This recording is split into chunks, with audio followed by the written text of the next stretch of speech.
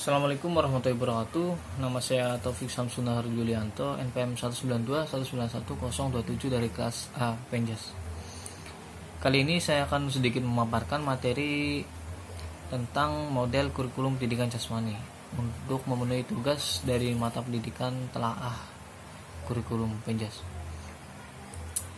Nah, pendidikan jasmani merupakan bagian yang sangat penting dan merupakan komponen yang integral dalam sebuah pendidikan. Dari keuletan pendidikan jasmani dibuktikan oleh sumbangannya yang unik terhadap pertumbuhan dan perkembangan peserta didik. Tujuan utama program pendidikan jasmani sendiri adalah mengembangkan keterampilan gerak dan kebugaran jasmani atau ranah psikomotor. Dan model kurikulum Penjas sendiri ada 5 macam, yaitu yang pertama, satu, model developmental dan education atau model perkembangan. Model perkembangan ini menempatkan peserta didik pada inti kurikulum. Guru merencanakan proses pelajaran dan kegiatan yang akan dilaksanakan dengan memperhatikan kebutuhan dan minat dari si anak. Peserta didik memutuskan memanfaatkan gerakan dalam kehidupannya dan berpikir secara efektif dan konsekuensi dan keputusan yang diambilnya. Program ini dilaksanakan mempunyai ciri-ciri yang pertama, pendekatan holistik dalam mencari identitas pribadi. Kemudian beragam kesempatan untuk perkembangan yang maksimal. Kemudian lingkungan yang sehat yang menjamin individu. Dan juga model yang kedua ada model movement education atau model analisis gerakan. Model ini berkembang pada tahun 1920-an dan 1930-an. Dikembangkan ke dalam suatu kurikulum pendidikan jasmani yang menekankan keutamaan akan pemahaman gerakan dari sudut pandang biomekanik dan estetik. Model ini mempunyai karakteristik yaitu satu, pemahaman dan penguasaan keterampilan gerakan yang terintegrasi dalam suatu kesatuan, ruang lingkup dan tahapan isi pelajaran atas tema atau konsep gerak dan menekankan pada kemampuan untuk memecahkan suatu masalah.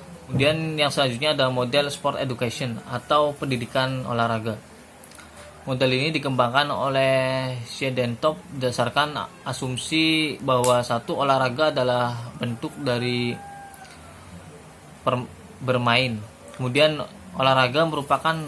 yang kedua, olahraga merupakan bagian penting dari kebudayaan. Yang ketiga, peserta didik harus berolahraga lewat pendidikan jasmani. Yang keempat, ada keikutsertaan peserta didik dalam olahraga harus sesuai dengan perkembangannya.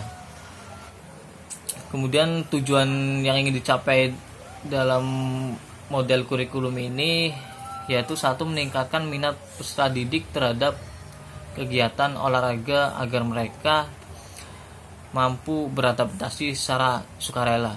Kemudian yang kedua, mengembangkan pemahaman, kemampuan, strategi dan keterampilan dalam berolahraga.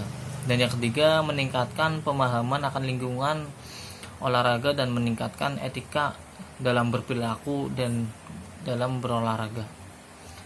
Ciri-ciri yang terdapat dalam model ini yaitu satu, peserta didik belajar berpartisipasi dalam kegiatan bermain dan berolahraga yang dilaksanakan dalam suatu lingkungan yang kondusif. Kemudian semua peserta didik memperoleh kesempatan untuk mengikuti kompetisi yang dilaksanakan di dalam sekolah. Dan yang selanjutnya ada model personal meaning. Model kurikulum personal meaning memastikan bahwa agar pengalaman siswa bersifat mendidik, maka pengalaman ini harus mempunyai makna dan keberartian untuk seorang individual. Terdapat 7 kategori proses gerak yang dapat menggambarkan dan memberikan tujuan pengajaran dalam domain psikomotor. Kategori proses ini meliputi satu, merasakan, kemudian kedua, mempolakan, yang ketiga menyesuaikan, yang keempat menghaluskan, yang kelima memvariasikan, dan yang keenam mencari yang baru, dan yang ketujuh adalah menciptakan. Dan yang selanjutnya ada model health related physical fitness. Model kurikulum kebugaran jasmani ini yaitu sering disebut sebagai model pendidikan kebugaran, dengan tujuan untuk meningkatkan kebugaran jasmani siswa. Kebugaran jasmani ini adalah kemampuan untuk melakukan tugas sehari-hari dengan cukup insentif dan kesiagaan penuh tanpa menimbulkan rasa kelelahan yang berarti, dengan energi yang cukup untuk menikmati waktu luang dan menjalani situasi-situasi yang tidak terduga.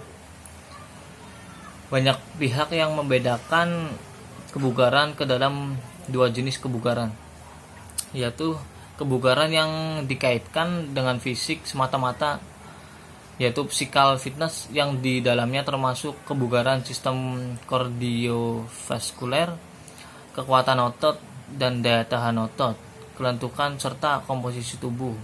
Dan yang kedua ada kebugaran yang berkaitan dengan kemampuan gerak atau motor fitness, yang memasukkan unsur-unsur seperti kecepatan, kelincahan, power, keseimbangan, dan koordinasi serta waktu reaksi.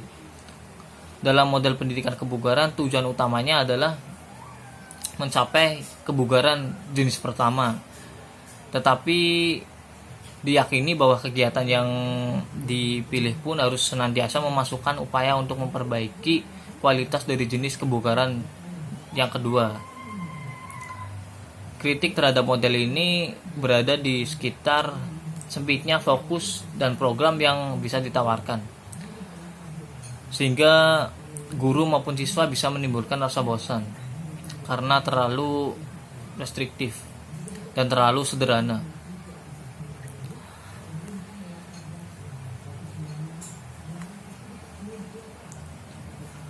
Dan pada hakikatnya kebugaran adalah ciri unik untuk melekat pada program Penjas, apapun model kurikulum yang diterapkannya. Mungkin itu saja yang bisa saya sampaikan dari materi yang sudah saya sampaikan. Kesimpulannya yaitu dari perbedaan yang telah disebutkan di atas, tidaklah bermanfaat untuk menentukan model mana yang paling baik. Tetapi kita harus mempelajari kelebihan dan kekurangan setiap model. Dengan mengetahui kelebihan dan kekurangan dari setiap model kurikulum ini, maka kita akan lebih mudah untuk mempelajari karakteristik dari setiap model.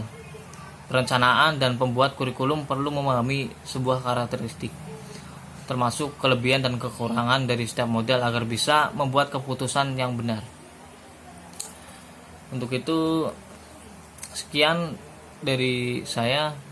Wabillahi taufiq wal hidayah. Wassalamualaikum warahmatullahi wabarakatuh.